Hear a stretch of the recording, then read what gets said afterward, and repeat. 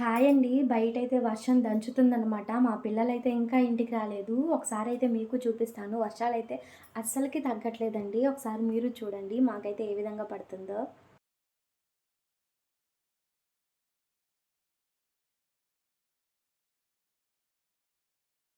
ఇక నాకైతే వాళ్ళొచ్చేదాకా హడావుడిగానే ఉండిద్దండి. ఎప్పుడెప్పుడొస్తారా అని చెప్పేసి. ఎందుకంటే వర్షం బాగా పడుతుంది కదా! సో, వాళ్ళైతే వచ్చేసరికి ఏదో ఒకటి రెడీ చేద్దామంటే ఇంట్లో అయితే ఏదీ లేదనమాట. సో, ఇంకేదోటి వాళ్ళకైతే పాలున్నాయి. పాలు కాచైతే ఇచ్చేస్తాను. ఈలోపు వర్షంలో పాపం బాగా తడిచిపోతారేమోను. ఇంకా గ్రీజరేస్తే వాళ్ళొచ్చేలకే స్నానం చేసేస్తారు.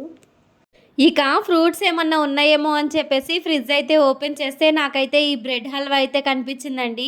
నాకైతే మా వారు ఇది చాలా రోజుల క్రిందటైతే తీసుకొచ్చారనమాట. ఇక నేను అలిగినప్పుడు నాకిష్టమైంది కంపల్సరీ తీసుకొనొస్తారు. అలా తెచ్చిందే ఈ బ్రెడ్ హల్వా. నేనైతే ఇక కోపం మీద అస్సలకి ముట్టుకోలేదనమాట. ఇక ఫ్రిడ్జ్‌లోనే ఉండిపోయింది. ఈరోజైతే ఇక చూశాను కదా! ఇక తినాలనిపించిందండి. అదేంటో గానీ వర్షం పడేటప్పుడే స్వీట్ క్రేవింగ్ ఉందనమాట. ఇక వర్షం పడేటప్పుడు ఎవరికైనా హాట్‌గా తినాలనిపిచ్చిద్ది కదా! నాకేంటోనండి స్వీట్‌గా తినాలనిపిచ్చింది. ఇక సరే కదా అని చెప్పేసి కొంచెమంతైతే తినేస్తున్నాను. ఇక అదైతే వేస్ట్ చేశానంటే మా వారైతే అక్షింతలు జల్లుతారు నా మీద. ఇక కొంచెం నేను తిని పక్కకు పెట్టేస్తే ఇక పిల్లలకి కొంచెం పెట్టొచ్చు, మా వారికి ఇవ్వచ్చు అని చెప్పేసి ఇక పక్కకైతే పెట్టేసాననమాట. స్వీట్ అయితే మరీ ఎక్కువగా ఉందండి. పిల్లలైతే తినలేరేమో అని చెప్పేసి అనుకుంటున్నాను.